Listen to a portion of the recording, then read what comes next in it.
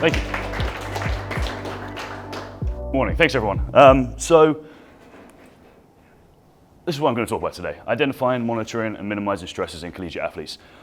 It's kind of a broad topic, so I'm basically going to go into what we do at West Point. Going to talk about West Point itself as a unique institution as a military academy, and how we deal with the stresses that we have there, and then what we kind of use to minimize it. So it's pretty broad. I'm not going to go super in depth.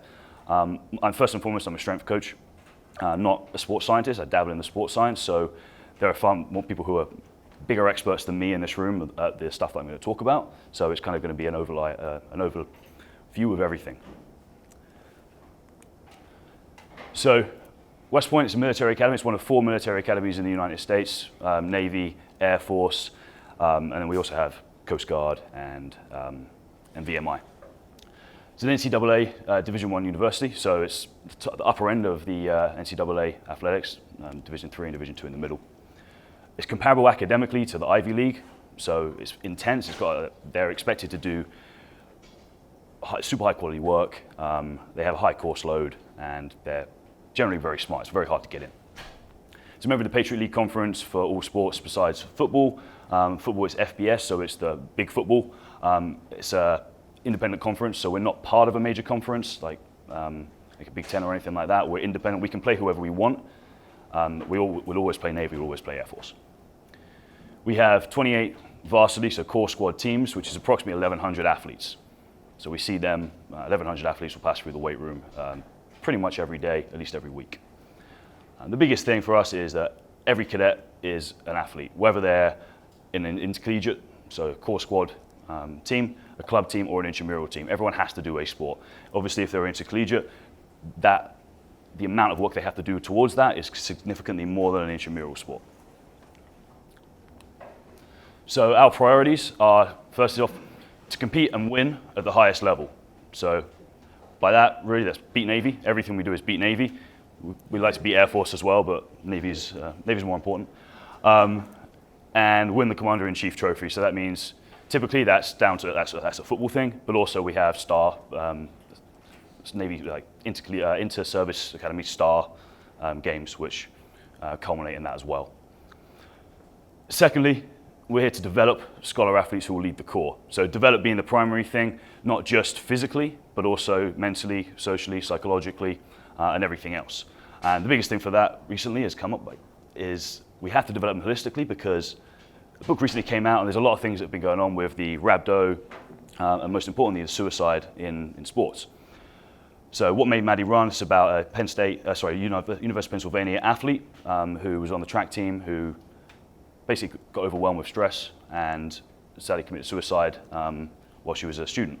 And this could have been prevented, but there was no system in place to prevent that. There was no communication.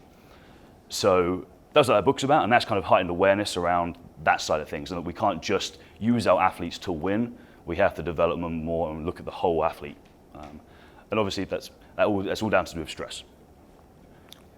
So what is a stressor? A stressor is a chemical or biological agent, environmental condition, stimulus, or an event that causes stress to an organism. Okay? So a really broad thing. Basically, stress is anything. It can be absolutely anything. If any of you read Why Zebras Don't Get Ulcers, okay, by Sapolsky, he kind of talks about 3 different types of stress. Acute physical crises. Okay, so for me, I've kind of adapted what he says to my likings. So for me, acute physical crises, I'm using that as a game, a workout, a lift, whatever, a reasonably acute event. I know he talks about kind of a lion attacking you and everything else. That's a little bit different for us, obviously. We're not cavemen anymore. So acute physical crises. Chronic physical challenges, that's everything kind of amalgamated together. So that can be being an athlete, being a cadet, being a student, everything coming together. And there's a chronic condition, there's a chronic, elongated time under that stress. And then psychosocial disruption. So that could be finance, that could be relationship-wise, that could be absolutely anything outside of the physical aspect.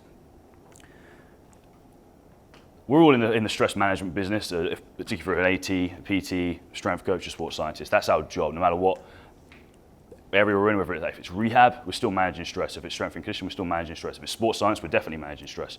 If we're in technology, that's the point of the technology. We're trying to apply stress to an organism to get an adaptation. This is one of my favorite quotes now. All things are poison, nothing is without poison, only the dose permits something not to be poisonous. So they're basically saying that everything in moderation is reasonably good. So we have two types of stress. We have eustress and de-stress, good stress and bad stress.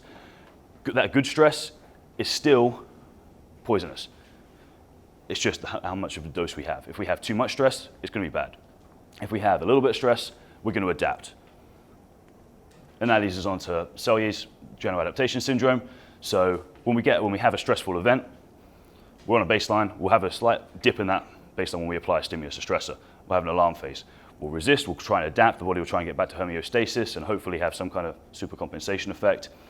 Obviously, to extrapolate that, that adaptation, we need to apply stress again at a slightly greater increment. If we keep applying stress without recovery, we'll get some kind of maladaptation overtraining. That's in an exercise perspective, that's also stress as a whole. If we keep applying psychological stress, that's going to affect us just the same as a physical stress. We're still going to get sick, we're still going to have immune system issues. Everything in that physiologically is going to be affected just the same. So this section is all basically around identifying stressors. So what do we do at West Point to identify stressors initially? And this was kind of just me thinking about what can we use, what can we do, real briefly to say, this is a stress I need to monitor, I need to look at. So kind of 5 main kind of basic areas. First off is technology, so sport physical.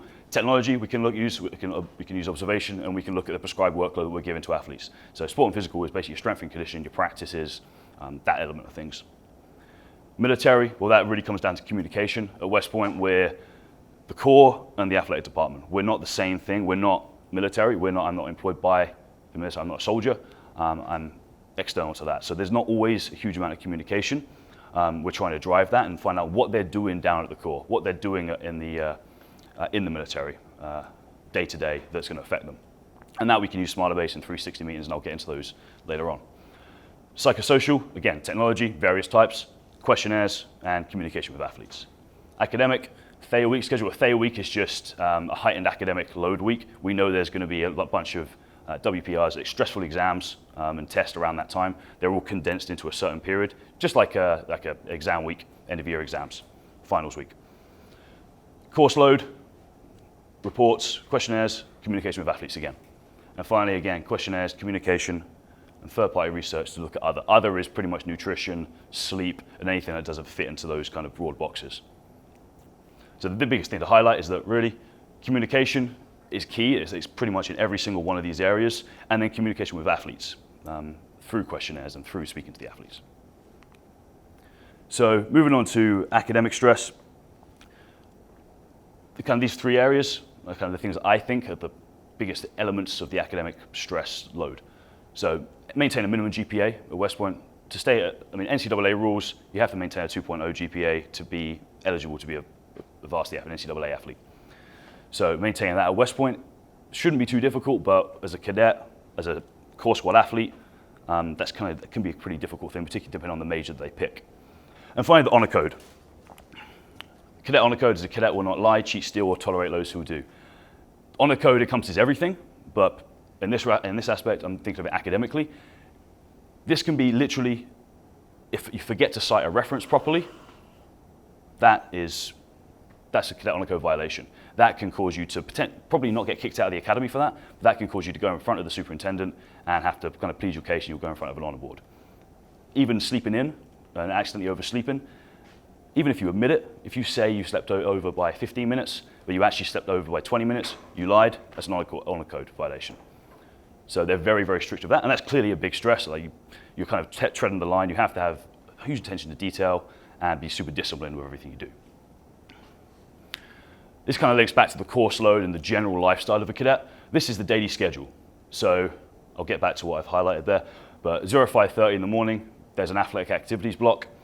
That goes through all the way through down to midnight, where we have lights out. Theoretically, they do not go to sleep at midnight.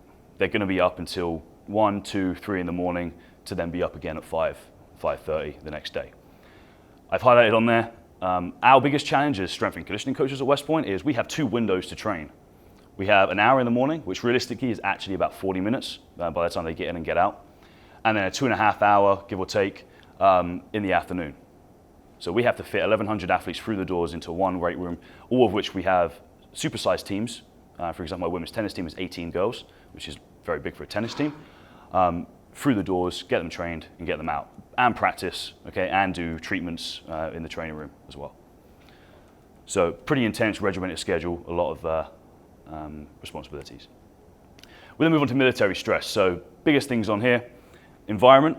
So obviously military environment is kind of unique to anything else. Kids coming into West Point, that's a huge shock. And I'll talk about that a little bit more later on. But adapting to that environment, having to be disciplined, again, having the attention to detail, even things such as Saturday morning inspections, they'll have to have their room ready, set up for a Saturday morning inspection and make sure everything's they paid attention to detail, make sure everything is how it should be, as according to the military's guidelines. And if they don't, they do it again. Plebe knowledge. This thing called the bugle notes. When a cadet shows up to West Point as a freshman, so a plebe, so once they've passed their basic training, they become a plebe. Before that, they're a new cadet. They'll be given a book which is called the bugle notes. This is required cadet knowledge, not just athlete knowledge. So this can be anything from history of West Point to the ethos to absolutely anything, really. I'll give an example. I don't know any of them, so I wrote it down. So one of them, if an upperclassman comes up to a plebe and says, "How is the cow?" The correct response is, "She walks, she talks, she's for the chalk. The lacteal fluid extracted from the female of the bovine species is highly prolific to the nth degree." It is absolutely related to nothing, makes no sense, but they have to memorize things like that. There's others, what is the definition of leather? Or it'll be, when was the Corps founded? Or who is the superintendent? How many days till I graduate as a senior? They'll have to know all that stuff, and they can get asked that at any time. If they're athletes, that may be a little bit less. Like Justin was saying, I was going to ask Justin, being a grad, how was the cow? He didn't know. I wouldn't tell anyone. I'm not good at that. But in his situation, as an athlete, he wasn't asked that very much. But it is throughout the Corps that will be something that's a big stress. You don't want to be on the wrong end of a firstie's wrath. Summer training, so all cadets throughout the summer will disappear from West Point and go to various places across the country, whether that's Camp Buckner, which is local, they'll do field training out there or basic training.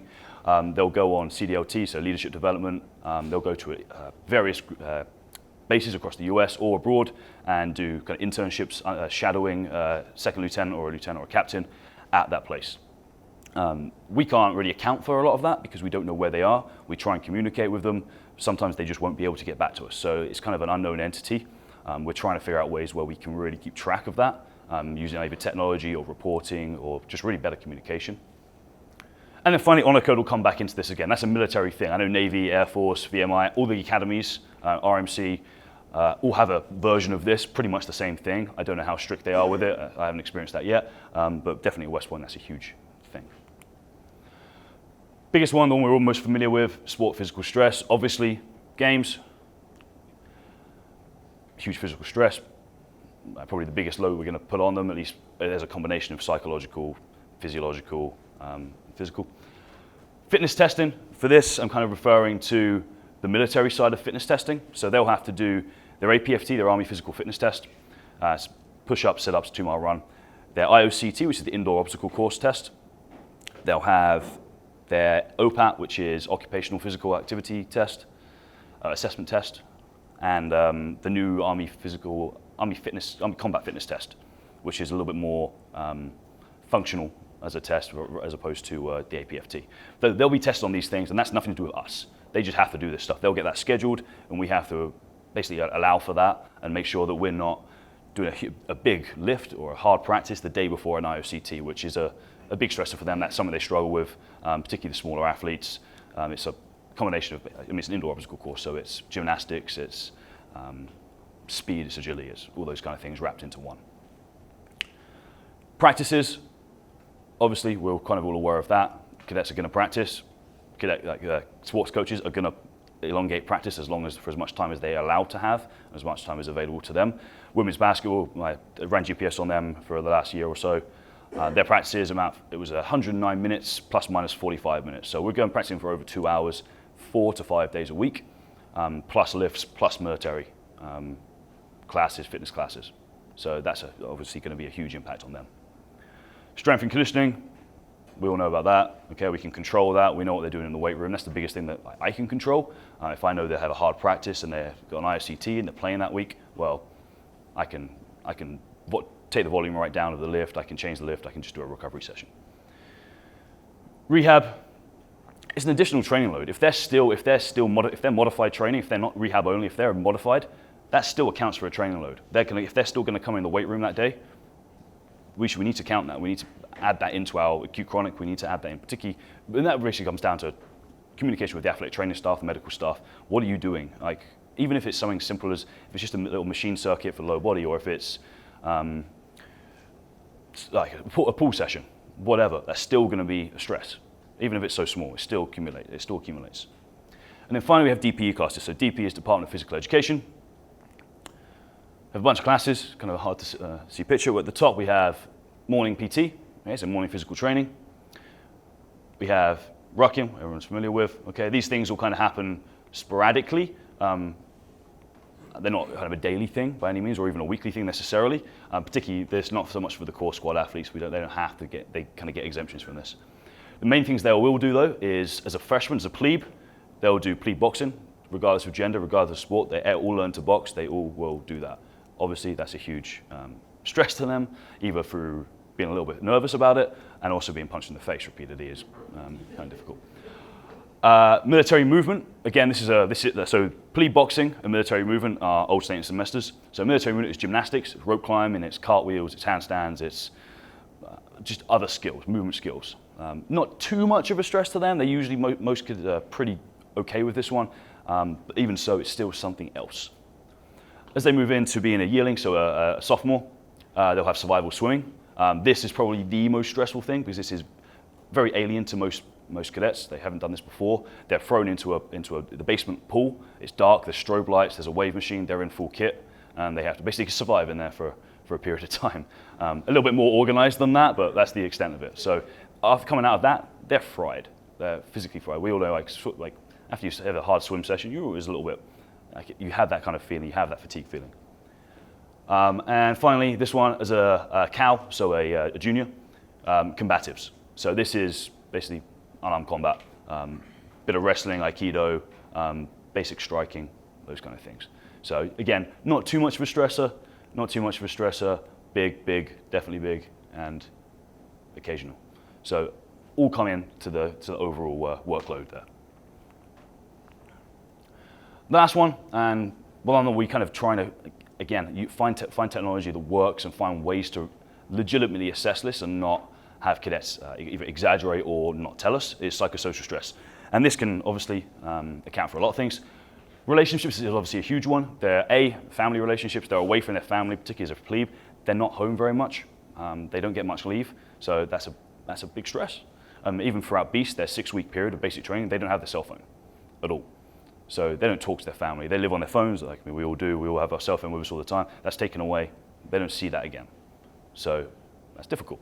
Ties into relationship stress, so romantic relationship stress. You're not going to see your girlfriend, your boyfriend for that period of time. You're not going to talk to them. You're also away at a military academy. We recruit from the entire country. So if you're from California, you're over in New York, you're probably not going to see your significant other, girlfriend, boyfriend, whatever, for quite a reasonable amount of time. Homesickness, again, ties into that, particularly as a plebe, but even as you're an upperclassman, you don't go home a whole lot. Unnecessarily, you have too much to do, so you can't go home. Shock of capture, this again is a freshman thing. I kind of term this based on what the Royal Marines kind of called it. So shock of capture, day one, you're thrown from an environment, a cozy environment, where you can kind of do whatever you want. You haven't got anyone to answer to, probably undisciplined, probably minimal routine as a civilian. And you get thrown into a military environment. This is what you have to do. Be here now. Don't be late. Look like this. Dress like this. Speak like this. So, and that's a huge stressful event. They have to live like that for super strictly throughout Beast, throughout basic training. Eases off a little bit, but they still have that element of things. That's still the ethos. That's still the underlying foundation of a soldier, of a military organization, is to do those things, to be disciplined, to have a routine, to be strict. And then finally, the only thing that really applies more to the upperclassmen is this. So as when they're in their kind of final 2 years, junior, senior, they'll get told their post location and then their branch of service. So they'll be told where they're going to get sent in the country. They have a choice, they can give preferences, but they won't necessarily get those. Usually goes off a class rank. If you're a smart kid, if you're top of your class, then you probably get what you want. If you're at the bottom, who knows where you're going to go. And then branch of service. So even more relevant, am I going to be in the infantry? Am I going to be field artillery? Am I going to be cyber? You don't always get what you want. So that's obviously a big stress for them, and that can have huge ramifications after that night when that happens on the rest of training for that season even, particularly the teams that are in season at that period of time, which is basketball, hockey, full winter sports. Other areas, and this has been talked about by everyone, I think, in this conference over the last few days. Nutrition, okay, nutrition's huge. The mess hall, I think almost every military base and institution isn't the best. West Point is no different. The food's fine, but it's not what you would give to an athlete typically, and the availability of it isn't great. We're trying to tackle that. We get supplements. We give the athletes as many supplements as we can. We get additional food from the mess hall, like sandwiches, fruit, nuts, that kind of stuff, and we'll bring that to the weight room so they can have that. They can have extras, but it's not the same as having a salad or a full nutritious meal. Recovery interventions. I'll get back to sleep in a second. Recovery interventions. Is your de-stressor actually a stressor? If a kid hates going into the ice bath, well, do we need to put them in the ice bath? Is that going to be beneficial? Could we use something else? Can we use some other kind of cryotherapy, some other kind of cold treatment to get the same effect? A recovery run, not that most of us will do it, but a recovery run, a fat kid doesn't want to go and do a recovery run. So why do we do it? Okay, is it going to cause more stress than it actually supposed to remove? And then sleep. Cadets don't really sleep. So to highlight this is a study. There's been a few of these studies happened. This was in 2004 on the class of 2007. It started before BEAST. So this started 30 days while the cadet was still a civilian. So 30 days before basic training started. There was actually a much bigger number. This is the number that finished the entire study. So 80 at the end. It was over 1,000. I think it was 1,100. It was give or take, I think, in the entire study. Average age, 18. The age we go to West Point, college age, plus minus 11 months. They filled out a questionnaire daily, a sleep questionnaire for 30 days before they came to basic training, before they came to BEAST. Just basically on sleep quality, sleep hours, and a few other basic things. Obviously that's subjective, so we can't base all of our conclusions off of that, but it gave us an idea. And then they monitored objectively throughout the full semester using actigraphy, so using a ReadyBand style device. It was 2004, so I don't think the ReadyBand was around then, but it was something similar to that. So the results, kind of summarized here. So pre-CBT, so pre-BEAST, 8.5 hours. Pretty good, average amount of sleep. In the full semester, as a whole, like an average, 5.32 hours. This is what I typically find through sleep questionnaires. On school nights, so Monday to Friday, or Monday to Thursday, 4.8 hours of sleep, and on a non-school night, just over 6 hours. That is kind of, I don't think that's realistic either. I think that's less than that, but I don't know for sure. I've definitely had athletes who sleep significantly less than this, probably more around here or here. So that's definitely a huge impact. And we all know how important sleep is. And we've talked about that, as I say, extensively throughout this whole conference. So moving on to monitoring. So we've identified the stressors. We've talked about what those stressors are in those broad categories. What do we use to monitor those stressors? So technology-wise, obviously, Smartabase, Smart Jump, Smart Speed, we're using all those things. We've been starting to use Whoop a little bit, particularly with men's basketball, and looking into buying more of that product. PlayerTech GPS and Tendo. We have other technology around. This is the stuff that I kind of primarily am using and looking at. We have push bands, we have certain other things in smaller amounts. So moving on, so in the weight room, how do we monitor stress in the weight room? Well, a couple of ways. The simplest one is we take session RPE, we take a scale of 1 to 10, multiply by duration. The cadets will fill that out. They'll use Smartabase, so this is my women's basketball group. They'll fill out what session type it was on a simple form. They'll select their RPE. They'll enter the duration in minutes. We had several athletes enter in 1 because it was an hour. That was obviously inaccurate, so we wrote minutes in big letters. And it will give you the workload save and close. We have that. We can apply, and they can still use that for the same form, the same day for practice, the same form for a second lift if they did that, and it would all contribute to the overall workload. Combines one, yep. Also in the weight room, we're going to track volume and intensity loosely, or at least have an idea of this. It's a little bit more difficult with college, with huge groups, than it is with an individual athlete. I'm trying to track volume load by hand, just off of their programs for an entire group, particularly if they're not necessarily prescribed loads. If we're doing a kind of an RPE-based program, that's a little bit more difficult. We try and at least have an idea of where they should be at, and how that's going to fluctuate throughout our mesocycle or microcycle. So keep a relative idea of volume load and relative intensity. We have a clear plan according to other upcoming or predicted stresses. If they have an IOCT coming up, if they have a game, obviously, if they have a THEA week, so an high academic stress week, we can understand what the plan is. We know what the plan is, we're clear with it, and we can tweak it and adapt it based on those stresses. We can treat those as game type events. Relationship between volume and intensity, avoid increasing both simultaneously. We don't want to get a big acute spike by going to 85% for 10 reps. We're not going to do that. It's obviously probably unlikely anyway, but we're not going to spike those things up rapidly at the same time. Except if it's a period of planned overreaching, if we're trying to get them up, if we're trying to push, like Marcus talked about yesterday, trying to push that kind of acute chronic up to like a 2.0 on the ratio for a reason. We might like to see that. In the weight room, velocity-based training. Okay, we have other various ways we can use this.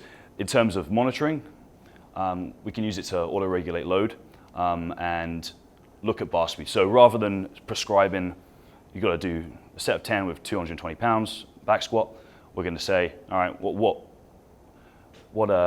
biomotor ability are we looking at? All right, we're looking at starting strength.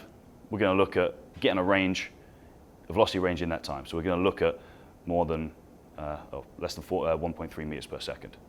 Okay, so less focus on the weight, more focus on bar speed velocity zones. So a bunch of research by Brian Mann talks about this a lot. This will account for fluctuations rates. Rather than going and doing a drop jump RSI, which we do as well, but rather than doing all of that stuff, we can see during the lift without any other testing, all right, you're not hitting the desired speed, okay? You're not hitting that, whatever speed we're looking at, reduce the weight, take the weight off the bar. It doesn't matter what's on the bar. Today, you're not feeling it. You need to move that bar faster. We're still gonna get the adaptation we want, just without the load that we're prescribing. In the weight room, still, smart jump. Okay, we just started using smart jump. We're still kind of ironing out our kind of own system with it. Right now, this is an initial test battery, an initial kind of jump profile that we created. So non-counter movement jump, counter movement jump, and a drop jump RSI. So we're looking at those things to create a kind of a jump profile. What we would do daily is a drop jump RSI just to monitor fatigue. So the baseline jump profile will give us explosive strength deficit, stiffness, jump strategies. Daily, we're going to look at daily monitoring using RSI, and we can use this to determine readiness or fatigue state. The biggest thing with this is to have a plan. How am I going to change training if they come in and do that jump?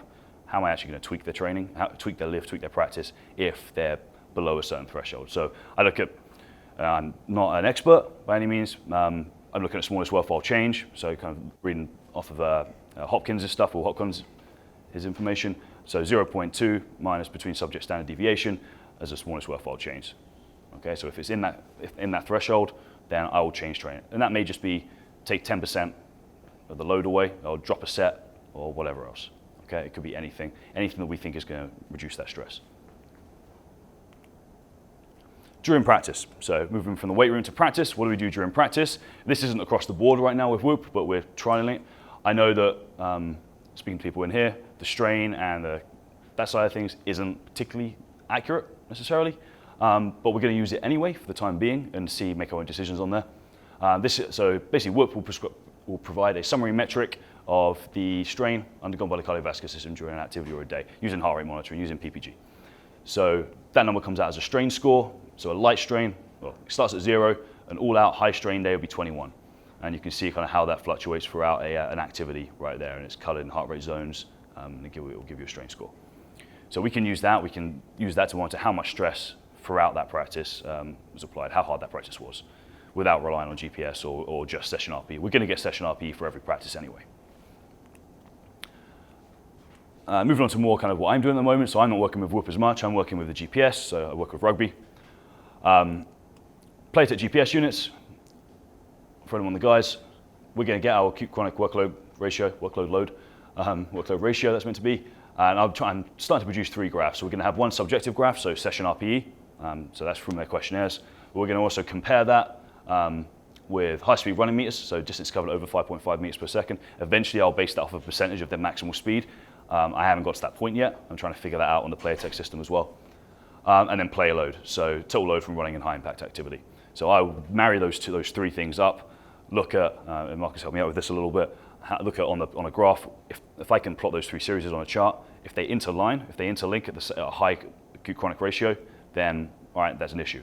If session RPE is up there, whatever, a 1.5 ratio, but everything else is pretty low, maybe the cadet's just perceiving the activity incorrectly, or there's another issue going on. Maybe there's a nutritional issue, or there's something else.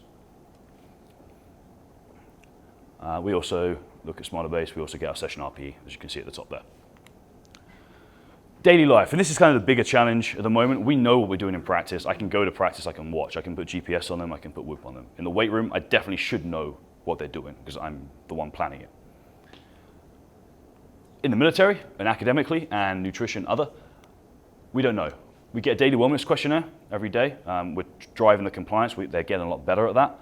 So we're getting a little bit of an idea about what's happening day to day, but not necessarily a huge amount. There's still so many other areas. We know that maybe they have low energy, maybe they have high stress, but that's just an indication of it.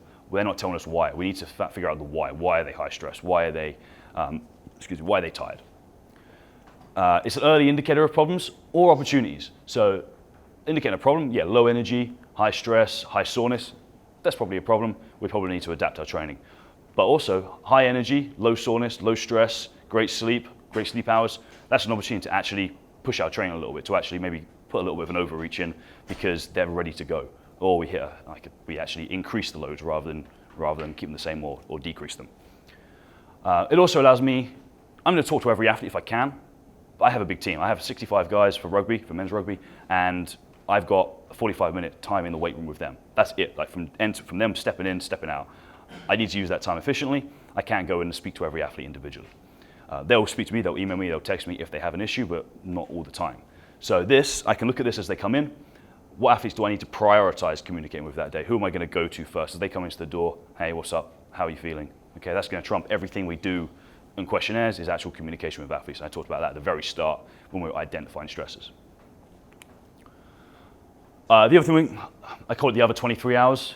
It's probably not the other 23 hours, it's probably the other 20 hours or so when we account for training. But how are we looking at the other 23 hours of the day? So again, this is still a wellness questionnaire, linked to the wellness questionnaire. Whoop is what we're kind of thinking about to use for this. I'm more interested in using Whoop at the moment for their daily life. I know what they're doing in practice, I know what they're doing in strength. I want to see how much they're sleeping, and I want to know what strain and what load they're getting from their military duties and their academic day. Because that's it's not a secret, but I'm not there to figure it out. I'm not there to watch it. I can't be. So how does the rest of the day impact that cadet athlete? So Whoop will incorporate sleep, strain, and recovery. So we get a strain score, we'll get a recovery score daily, and we'll get a sleep performance and a sleep duration score. That tells me kind of a lot. Accurate or not, it's still going to be reliable, hopefully reliable within itself. So if I use Whoop every time, I can see changes. So you get a nice little graph. You get sleep, how many hours, heart rate throughout the night, and then activity. And this will get broken down. I think the next slide is sleep. This will get broken down into slow wave sleep, REM sleep, and light sleep. So I can look at that and use it as an educational tool with the athletes. And that's the biggest thing, and me and Justin spoke about this extensively as well, is the biggest, most important thing for this, be it valid or not, is that it's an educational tool for athletes. It makes them more aware of what they're doing day to day and how their routine is affecting them, how their nutrition is affecting them, how sleep is affecting their performance. If they're getting 0 slow wave sleep, so deep sleep, that's an issue. Why is that not happening? And that happens on kind of the front end of the sleep cycle, so maybe there's an issue there. REM sleep, light sleep, sleep latency. If they set the time they go to bed, they'll get a sleep latency score, how long they were in bed without sleeping, actually being asleep, and the Whoop bank detects when you fall asleep. Again, if they're using a screen device, if they're worked out 2 hours before they went to bed, their sleep latency is probably going to be pretty high. And that highlights that. They're like, oh, but I was in bed, I was asleep. Well, you weren't actually asleep at that point, you were just had your eyes closed and you were laying there, or you were playing on your phone. Coach's eye is irreplaceable, so this is just actually watching practices, actually speaking to athletes, actually being a coach. So no technology is actually going to replace this, okay? We still need this. Technology is going to help the coach's eye, help me as a coach. So I still need to be at practices, I still need to watch, I still need to communicate with athletes, I still need to be aware. Data's not going to replace that. The technology is only as good as the people who are using it, so this is important. So final kind of section, third section, minimizing stressors. What do we do to actually minimize it? So I've identified it, okay? I know that there are stressors, I kind of know loosely where they're coming from. I know how we're monitoring that. It's telling me there's stress and it's telling me that. What can we do and what are we doing to minimize it? We're not going to reduce stress. And as I said at the start, stress isn't bad. There's good stress and bad stress. Too much stress is always bad, particularly of any one thing. So how do we reduce it? Reports. So this was pre-Smartabase. This was when I was downloading everything and putting it onto Excel and creating pretty graphs and charts that no one looked at. So daily, weekly reports. These kind of came in three areas. So I would physically give them these, whether they looked at them or not. I would email them, or I would upload them somewhere, or I'd verbally tell the coach, depending on the coach, or I would do all three a lot often. I'm trying to simplify and condense the data collected. So this was basketball, women's basketball, this was Army football. A little bit different according to who I was giving it to, but it was still similar ideas. We also use Smartabase, and we have the individual athlete cards here as well. We're starting to use it. I haven't shown this much to coaches yet. I've been using it and trying to get it right and tweak it.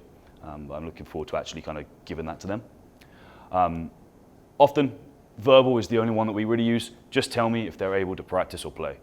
We don't care about anything else. Can they be on the court? If not, fix them, bring them back on the court or on the field or whatever. Okay, it's not across the board, but that's typically kind of the way of thinking, the old school way of thinking. Everyone has used this graph. This is the most popular graph of this presentation. So you've seen it a lot. I don't have to explain it too much.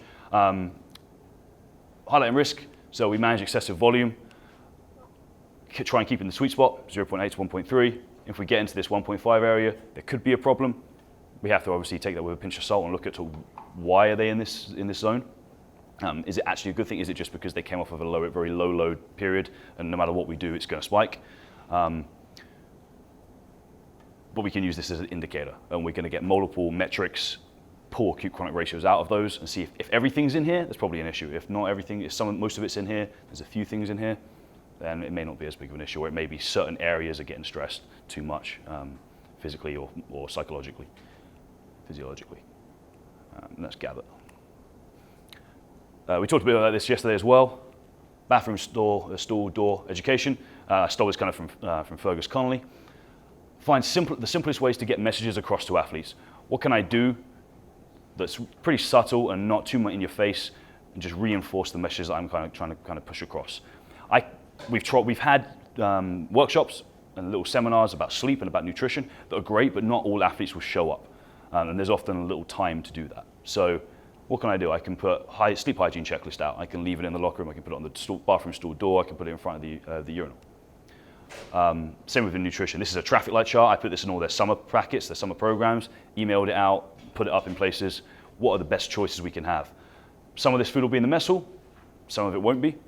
A lot of it will be kind of in this kind of area. And if the cadets can choose, it will probably be this kind of stuff a lot of the time. So we're trying to kind of just educate and just kind of prompt them to eat well, make good decisions. I can't shove that down their throat because they won't respond to it. It'll be too much. They're getting information overload throughout the day, coming from everywhere. So really, I need to drip feed it to them. Communication. This is obviously the most important thing, and this is what we use Smartabase for primarily. What if, I know this sounds kooky, what if we communicate with each other? Okay, we don't do enough of that across departments typically. We're getting better. Smartabase is the driving force behind this. This is my kind of vision for Smartabase, is to tie everyone together efficiently and effectively, okay, and in as close to real time as possible. How can we communicate quickly as possible? I mentioned these 360 meetings at the start. This actually came across from the book, What Made Maddie Run. This was our initiative to deal with, all right, we need to look at what the athletes are doing in every way, in every possible way.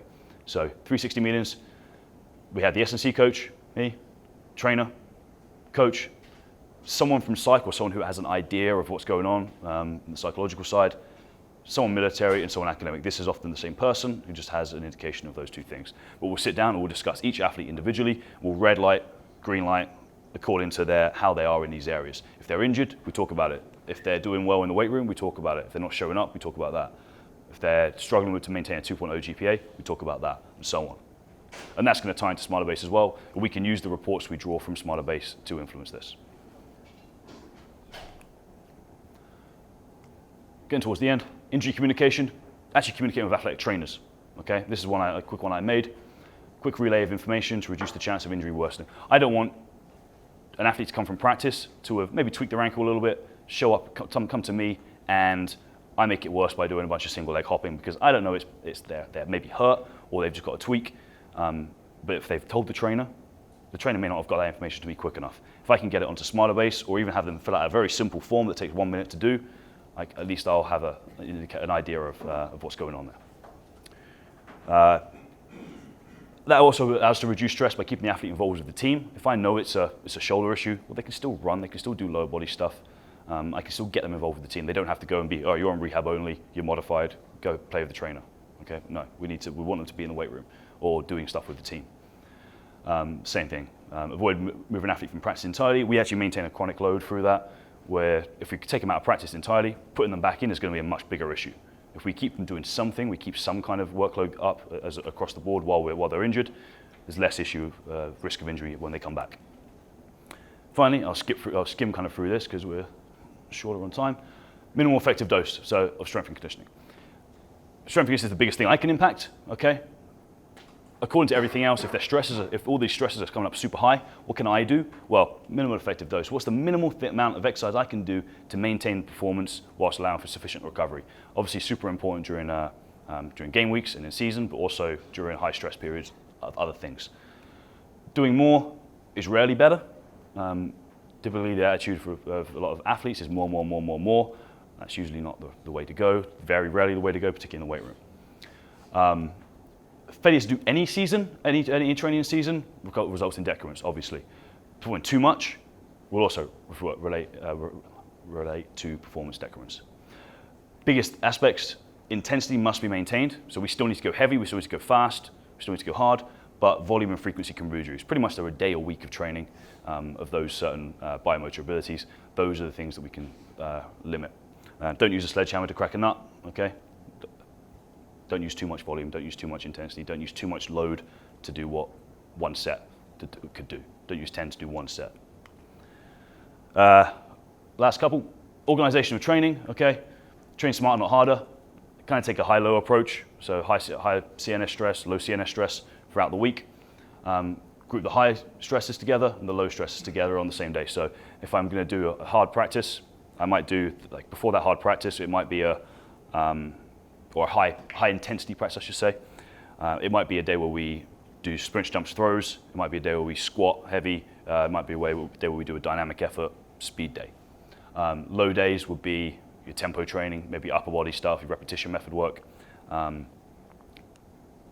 Extensive jumps, so repeated low intensity movements over a longer period of time, just to get aerobic adaptations. Tactical periodization, organization of training coincide what they're doing in practice with what they do in the weight room and in other areas. Okay, so communicate with coaches, take a holistic view of everything, tie it all in together, organize things as they should. What complements each other the best. So if practice is one thing, try and tie your training physiologically to be very similar or mechanically to be very similar. Finally, last slide, main ideas. All colleges have stressors, some general, some unique. Aim to develop the athlete as holistically as a person, not just use them to win games. Stress, it's not always bad. Too much stress is always bad. Identify stresses specific to your athlete's new environment. Every college has stresses. Every sport, every athlete, every institution, they're going to be different. They're not necessarily bad or worse. West Point's a little unique in that there's a lot of stuff, and it is a high intensity, high stress environment. But again, it's not unique in that it has stresses. Find appropriate subjective and objective ways to monitor these. Try and avoid creating too many other stressors. Force them to fill out a wellness questionnaire every day at 5 in the morning. It's going to be a stressor. Pushing them to do it if they really struggle to remember that, it's going to be a little bit of a stressor. Maybe we have to deal with that and accept that, that's fine. But then force them to go in a recovery bath or doing the 10 jump RSI test every single day is going to be a stressor, and maybe we don't need to do that. Minimize stressors when appropriate, and wherever possible, make small changes. So we can't take things completely away, we shouldn't do that, but we can tweak things and change things slightly to adapt and overcome. Effective and efficient communication between all relevant parties is key. We need to improve communication across the board with athletes, with coaches, with support staff, with administration. We have to do that. References, a few key ones. The Bugle notes are on there if you want to read them. They are here, I think, and a few other things that we've spoken about. Thanks very much for your time, everyone. Any questions, let me know. Beat Navy.